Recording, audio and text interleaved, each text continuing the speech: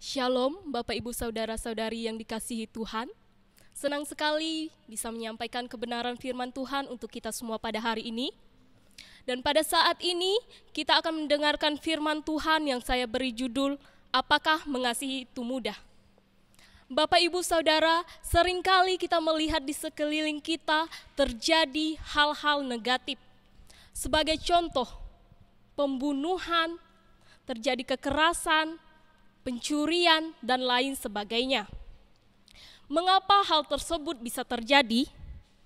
Bisa saja hal tersebut terjadi karena kurangnya rasa kepedulian, hilangnya rasa mengasihi terhadap sesama, atau mungkin karena adanya rasa benci terhadap orang lain. Bapak Ibu yang dikasihi oleh Tuhan, kita semua pasti mengetahui bahwa berbuat baik bukanlah hal yang mudah. Seringkali kita temui ada orang-orang yang berbuat baik hanya untuk memperoleh sesuatu atau hanya untuk mendapatkan perlakuan baik juga dari orang lain. Di dunia ini seringkali kita melihat bahwa seseorang dapat menilai orang lain hanya dari apa yang dia lihat.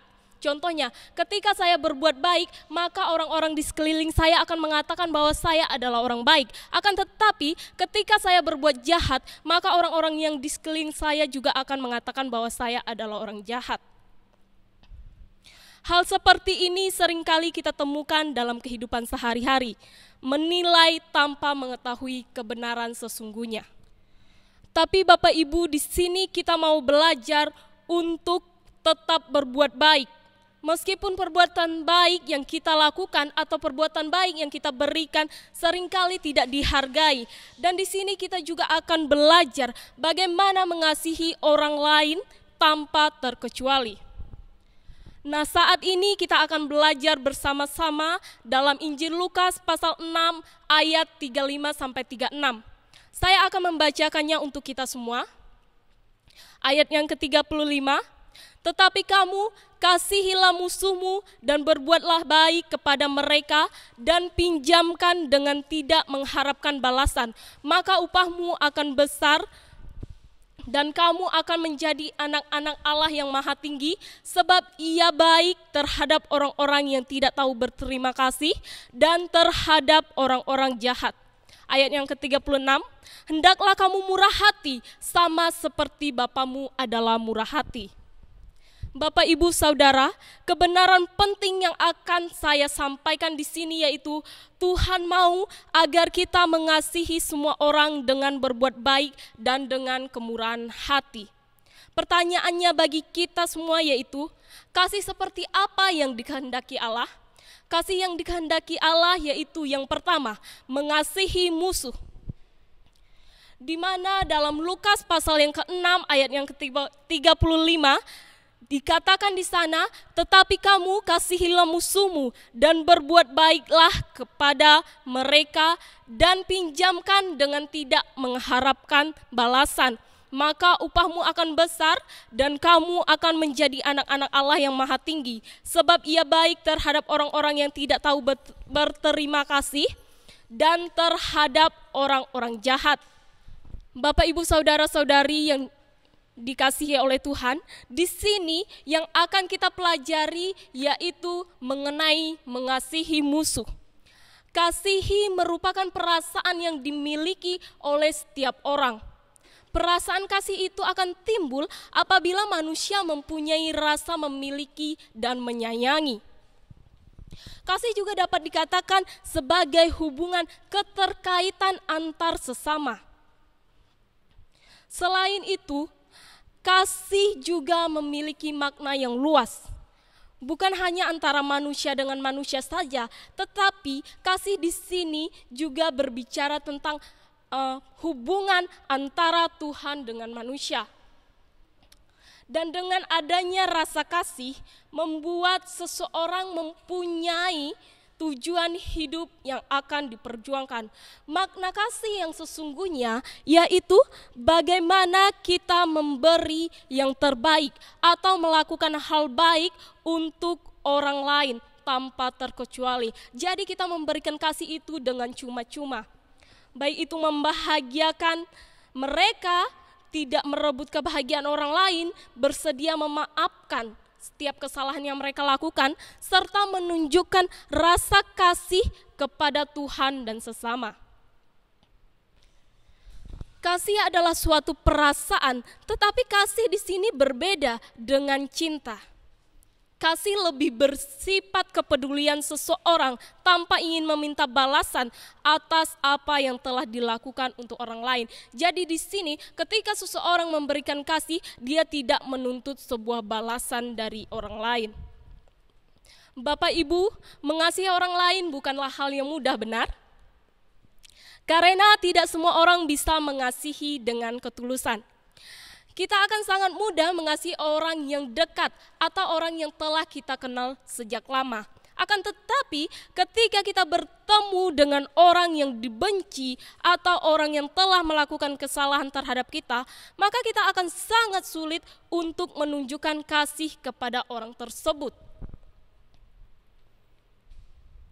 Akan tetapi di sini Yesus mengatakan bahwa tetapi kamu kasihilah musuhmu dan berbuat baiklah kepada mereka dan pinjamkan dengan tidak mengharapkan balasan, maka upahmu akan besar dan kamu akan menjadi anak-anak Allah yang Maha Tinggi, sebab Ia baik terhadap orang-orang yang tidak tahu berterima kasih dan terhadap orang-orang jahat. Bapak Ibu, di dalam Lukas pasal yang ke-6 ayat yang ke-35 ini mengajarkan kepada kita untuk mengasihi orang lain dengan ketulusan, sekalipun orang itu membenci atau berbuat jahat kepada kita atau mungkin menyakiti hati kita. Akan tetapi di sini Tuhan Yesus mengajarkan kepada setiap kita agar kita dapat menunjukkan kasih Tuhan kepada semua orang tanpa terkecuali, serta tidak menyimpan dendam terhadap kesalahan yang mereka perbuat. Dalam ayat-ayat sebelumnya, Yesus menerangkan bahwa ketika kita mengasihi musuh, memberkati mereka, berdoa mengenai hal baik bagi mereka, maka disitulah kita menunjukkan hukum cinta kasih dalam kehidupan Kristen. Maka di situ orang lain akan melihat bahwa ada Yesus di dalam diri kita, di mana orang lain dapat melihat adanya kasih yang kita tunjukkan bagi orang yang berada di sekitar kita. Sekalipun kita disakiti, tapi belajarlah untuk bisa memaafkan orang yang menyakiti kita. Di sini ada sebuah ilustrasi di mana ada seorang anak gadis, dia hidup di keluarga yang kaya. Dia tinggal bersama ayahnya dan ibunya sudah tidak ada sejak dia kecil. Dan anak gadis ini bernama Olip. Olip ini hidup dengan ayahnya, sedangkan ayahnya ini sibuk dengan pekerjaannya. Dan ayahnya ini lupa untuk meluangkan waktu bersama-sama dengan Olip. Dan hal tersebut membuat Olip menjadi anak yang kurang mendapatkan kasih sayang dari ayahnya, serta hal ini juga membuat Olip menjadi anak yang nakal dan Olip pun sering mengganggu teman-temannya di sekolah. Dan ada salah satu dari teman Olip yang di sekolahnya itu memiliki sebuah prestasi yang sangat bagus. Pada suatu hari di sekolah mereka mengadakan ujian dan di situ Olip meminta jawaban kepada temannya yang memiliki prestasi ini yang bernama Raina. Akan tetapi di situ Raina tidak mau memberikan jawaban kepada Olip. Dan pada waktu itu istirahat pun tiba. Di situ Olip dan teman-temannya mengambil air dan menumpahkan air tersebut ke tubuh Raina hingga membuat Raina basah dan mendorong Raina hingga Raina terjatuh. Olip pun pulang ke rumahnya, ia mengambil pakaian, ia membereskan segala pakaiannya dan bersiap untuk pergi dari rumah. Akan tetapi ketika Olip hendak pergi dari rumah, tiba-tiba ayahnya datang dan saat itu ayah Olip bertanya, "Kamu mau kemana?" Dan di situ Olip menjawab, "Saya mau pergi bersama teman-teman saya." Akan tetapi ayah Olip melarang Olip untuk pergi karena ayah Olip tahu bahwa teman-teman Olip itu bukanlah bukanlah orang yang baik-baik. Tapi Olip melawan ayahnya dan memilih untuk tetap pergi. Pada suatu hari, Olip duduk sendiri di tengah taman dan dia menangis di situ. Di situ dia hanya seorang diri, teman-temannya yang dulu bersama-sama dengan dia kini telah hilang dan tidak pernah bertemu dengan Olip lagi. Dan pada saat itu ada Raina di situ. Raina membawa 2 botol minuman dan memberikannya kepada Olip. Kemudian Raina bertanya apa yang terjadi dan Olip pun menceritakan semuanya apa yang terjadi tentang perdebatan dia dengan ayahnya, tentang dia pergi dari rumah dan tidak mau mendengarkan perkataan ayahnya. Pada saat itu Olip tidak mau pulang dan memilih untuk menenangkan diri di taman tersebut. Akan tetapi Raina membawa Olip untuk tinggal di rumahnya. Di rumah Raina, Olip dirawat dan dijaga oleh keluarga Raina dengan sangat baik. Tak lama kemudian Olip memilih untuk pulang ke rumahnya. Olip pun bertanya kepada Raina, kenapa kamu masih mau menolong saya, sedangkan kamu sendiri tahu bahwa selama ini saya jahat kepada kamu, saya telah mengganggu kamu, saya telah menyakiti hatimu. Akan tetapi di sini kita bisa melihat bagaimana respon Raina, bagaimana Raina menanggapi pertanyaan Olip tersebut. Raina pun menjawab, karena saya mengasihimu. Sudah, lupakanlah semua yang telah terjadi, saya telah mengampuni segala kesalahanmu.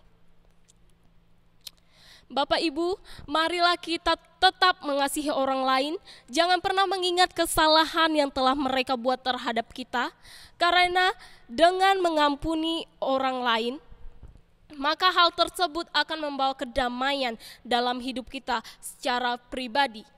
Akan tetapi jika kita tidak bisa mengampuni orang lain, bahkan terus mengingat kesalahan mereka, maka itu akan membuat hidup kita tidak tenang.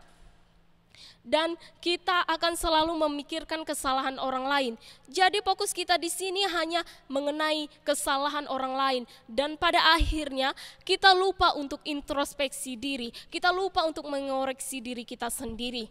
Oleh sebab itu, belajarlah untuk mengasihi semua orang dengan ketulusan dan buat diri Anda menjadi lebih baik lagi. Menjadi seseorang yang bisa memberikan dampak yang baik bagi orang-orang yang berada di sekeliling Anda. Yang kedua, kasih yang dikehendaki Allah yaitu memiliki kemurahan hati.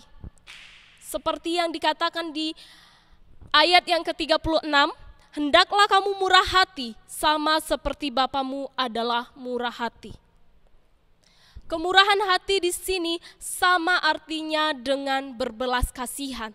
Lukas menyampaikan kepada Theophilus dan semua orang untuk bisa mengasihi setiap musuh atau orang-orang yang dibenci, dan setiap orang harus memiliki belas kasihan terhadap sesama.